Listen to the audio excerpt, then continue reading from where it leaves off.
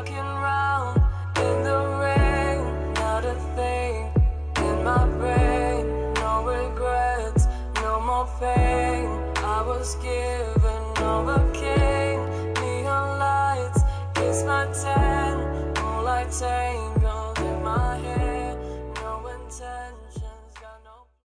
Assalamualaikum warahmatullahi wabarakatuh. Waalaikumsalam warahmatullahi wabarakatuh. Selamat pagi sahabat Rumah Sakit Jantung Harapan Kita. Jumpa lagi dengan kami dalam acara Save Your Heart. Acara ini kami sajikan untuk masyarakat Indonesia dan sahabat Rumah Sakit Jantung dan Pembuluh Darah yang membutuhkan informasi dan edukasi seputar kesehatan jantung dengan topik-topik yang menarik.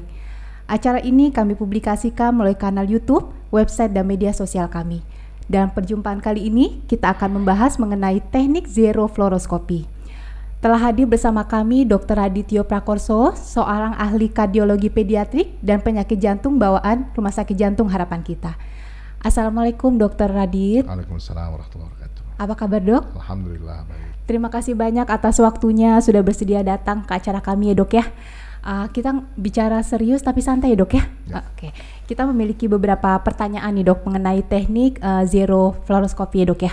Tapi sebelum membahas lebih jauh nih dok, secara lebih detail mengenai apa itu teknik zero fluoroskopi, mungkin pemirsa di rumah juga butuh informasi dok, sedikit latar belakang mengenai penyakit jantung bawaan. Nah apa itu dok penyakit jantung bawaan dok? Ya, penyakit jantung bawaan itu merupakan suatu penyakit jantung yang biasanya terbentuk atau terjadi dari lahir ya, karena ada gangguan malformasi atau pembentukan jantung dari dalam kandungan. Nah, insidensinya itu cukup tinggi, data lama menunjukkan sekitar 8/1000 kelahiran hidup, itu data tahun 1997, tapi data 10 tahun kemudian sekitar tahun 2017-2018 di Indonesia ini datanya meningkat tajam, yaitu setiap tahunnya lahir sekitar 80.000 bayi dengan penyakit jantung bawaan setiap tahunnya. Dan seperempatnya, jadi sekitar 20.000 kasus membutuhkan terapi baik dengan intervensi non bedah atau catheter based atau intervensi bedah pada tahun pertama. Jadi ini masalah besar ya. Iya betul dok. Oke. Nah jadi untuk tata laksananya bagaimana nih dok cara penanganan penyakit jantung bawaan dok? Jadi karena penyakit jantung bawaan itu biasanya ada defek atau ada malformasi, sehingga kita butuh koreksi definitif. Jadi koreksi definitif itu gampangnya kalau ada bolong harus ditutup. Kalau ada yang mampet harus dibolongin lagi. Nah, jadi definite treatmentnya adalah koreksi anatomis. Koreksi anatomis ini bisa kita lakukan dengan intervensi dengan bedah, itu yang classically ya. Tapi dengan kemajuan teknologi kita menggunakan metode intervensi non bedah, yaitu dengan catheter based intervention. Nah, dalam waktu menunggu kita biasanya berikan obat-obatan dan perawatan yang biasanya bisa dilakukan oleh dokter jantung terdekat Anda atau spesialis jantung pediatrik dan penyakit jantung bawaan yang tersebar di seluruh Indonesia. Oke. Nah, jadi tindakan tata laksana PJB ini bisa dengan pemberian obat-obatan, juga kateterisasi tindakan, juga untuk tindakan operatif ya dok ya. Nah tadi dokter sempat menyebut mengenai tindakan kateterisasi intervensi. Sebenarnya apa itu dok? Dan juga apa bedanya dengan tindakan operatif dok? Jadi catheter based intervention ini sekarang menggantikan terapi surgery ya atau bedah ya. Kenapa? Karena satu lebih mudah, dua mortality dan morbidity-nya lebih ringan, kemudian length of stay atau lama perawatannya jauh lebih singkat. Walaupun device atau alat yang dipakai itu mahal, tetapi overall cost itu akan menurun. Nah, tapi tidak semua kelainan dari penyakit jantung bawaan itu bisa kita koreksi dengan intervensi non bedah ya. Ada beberapa masih dibutuhkan koreksi bedah untuk koreksi definitifnya. Tetapi dengan kemajuan teknologi yang dulu dimulai dari adanya penutupan PDA saja dengan coil. Nah, sekarang kita sudah maju, kita bisa mulai septal defect closure, dilatasi katup, pemasangan ring pada arteri-arteri besar, kemudian palliative surgery seperti palliative interventional cardiology seperti PDA stenting, EI stenting, RVOT stenting yang akan memperbaiki survival dari pasien-pasien dengan penyakit jantung bawaan terutama yang biru dan kritis. Oke, baik. Jadi tindakan kateterisasi intervensi ini dilakukan untuk diagnostik dan juga untuk terapeutik ya dok ya. Jadi tergantung kondisi jenis kelainan dari masing-masing. Jadi kalau yang namanya catheter based intervention untuk terapeutik. Tapi kateterisasi ini dulunya memang dasarnya adalah untuk diagnostik ya. Yeah. Jadi apa yang dimaksud dengan kateterisasi adalah gabungan antara komponen angiografi dengan hemodynamic assessment. Jadi itu adalah pemeriksaan diagnostik yang paling tinggi karena tidak bisa ditemukan di modalitas lain. Oke. Nah, Dokter Adit, dokter dikenal sebagai salah seorang dokter yang aktif mensosialisasikan ya dok ya teknik zero fluoroskopi. Tapi sebelumnya, sebelum kita masuk ke topik tersebut, apa itu dok fluoroskopi dok? Ya, fluoroskopi adalah suatu alat bantu di mana untuk memvisualisasikan pembuluh darah dan ruang-ruang jantung dengan menggunakan sinar X. Jadi fluoroskopi ini ditemukan di sekitar tahun 1930-an, mulai dari Werner Forssmann yang melakukan kateterisasi pada dirinya sendiri dengan memasukkan kateter via vena brachialis, kemudian dia mengintip melalui kaca ke fluoroskopi machine. Jadi dia pakai sinar X-ray. Nah, keuntungannya adalah jelas, gambarnya jelas. Tapi ada efek samping yang tidak diinginkan, yaitu efek samping sinar X. Walaupun pada dengan kemajuan teknologi, alat-alat X-ray sekarang sudah radiasinya sangat-sangat tinggi. Tapi tetap itu merupakan radiasi, bahaya radiasi itu tidak bisa dipungkiri ya, nggak bisa dinihilkan. Nah, untuk pasien atau penderita itu nggak masalah karena cuma beberapa kali saja lah. Iya dok. Tapi teknik fluoroskopi free procedures ini atau yang dimaksud dengan zero fluoroskopi, yaitu tindakan kateterisasi tanpa dengan menggunakan sinar X ini memang khususnya didedikasikan untuk dokter dan tenaga medis yang bekerja hampir setiap hari di cath lab. Jadi efek samping radiasi ini bisa dihilangkan dengan menggunakan zero fluoroskopi teknik catheter intervention ini. Oke. Nah, tadi dokter bicara mengenai efek samping ya dok ya. Nah, sebenarnya apakah ada prosedur atau alat pelindung khusus tertentu dok yang bisa digunakan untuk menghindari bahaya radiasi tersebut? Ya, kita mulai dari menggunakan apron untuk organ-organ vital, kemudian Google lead glass, kemudian proteksi kepala. Tapi sedikit banyak paparan radiasi itu cukup membahayakan dengan cara paparan secara kumulatif ya. Jadi kalau paparan cuma 1-2 kali atau beberapa kali saja nggak ada masalah. Tapi sebagai cath lab personal, operator, dan medical team ini yang terpapar hampir setiap hari di cath lab ini akan menjadi masalah besar. Efek stokastik yang tidak diinginkan antara lain gangguan pada kulit, ada risiko terjadinya cancer, kemudian infertility dan lain-lain yang masih banyak lagi. Itu bisa kita hindari dengan teknik-teknik zero fluoroscopy. Nah ini juga teknik ini dikasihkan untuk ibu hamil dan pada bayi-bayi dan anak. Jadi memang fluoroskopi dilakukan tuh prinsipnya mencegah efek samping tersebut ya dok ya, teknik zero fluoroskopi dok ya. Nah untuk tata laksananya dok, bagaimana teknik fluoroskopi ini dilakukan dok? Dia teknik fluoroskopi dilakukan di cath lab dengan menggunakan sinar X. Kita lakukan prosedur seperti biasa, seperti mostly yang dikerjakan di cath lab di seluruh dunia ini. Nah, jadi paparan radiasi sedikit banyak. Makin lama prosedur, semakin besar radiasinya. Iya dok. Jadi kita mencari cara gimana caranya untuk mereduksi teknik radiasi dengan multiple fusion imaging yang sudah juga kita kerjakan di Rumah Sakit Jantung Harapan kita, tapi tetap menggunakan fluoroskopi.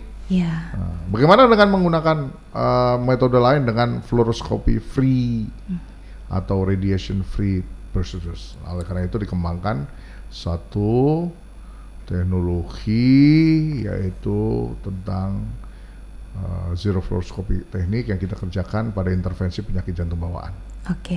Nah, apakah teknik zero fluoroskopi ini dapat dilakukan pada semua kasus penyakit jantung bawaan, dok? Ya, jadi untuk saat ini zero fluoroskopi teknik ini biasanya kita kerjakan untuk septal defect closure dan PDA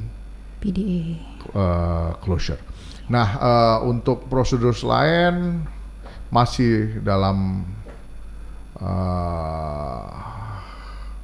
studi. Kenapa? Karena memang sulit ya merubah mindset dari fluoroskopi menjadi zero fluoroskopi teknik. Agak sulit merubah mindset dari fluoroskopi menjadi zero fluoroskopi.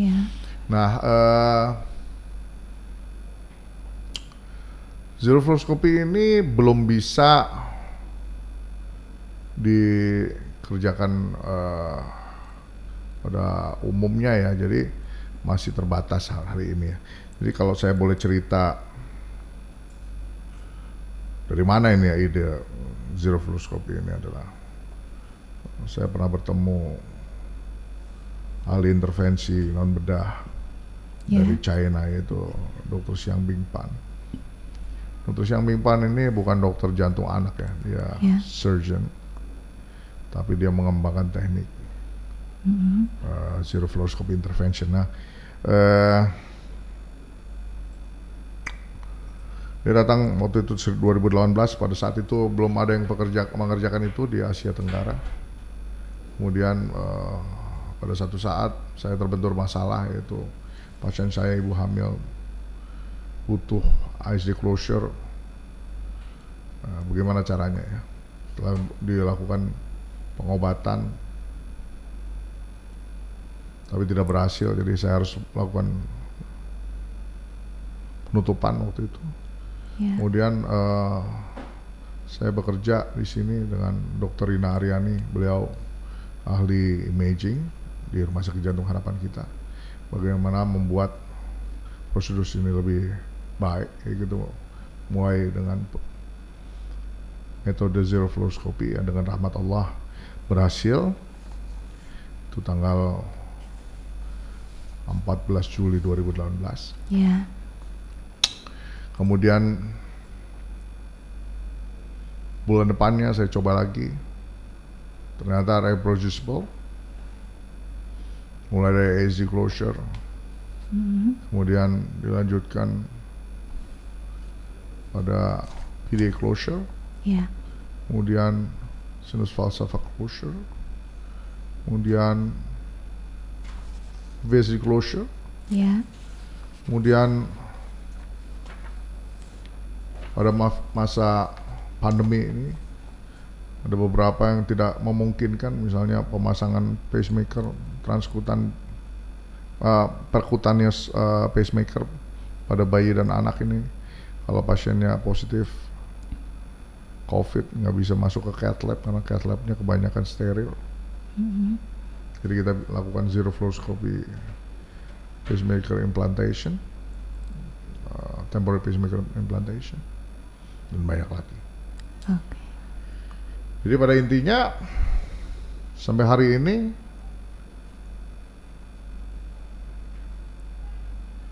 mungkin hampir 400 prosedur dengan zero fluoroskopi sudah kita kerjakan di Rumah Sakit Jantung Harapan kita, bekerja sama antara divisi pediatri kardiologi dan penyakit jantung bawaan dan divisi imaging. Nah, jadi kolaborasi ini menghasilkan suatu metode baru yang tidak dikerjakan di Asia Tenggara ini.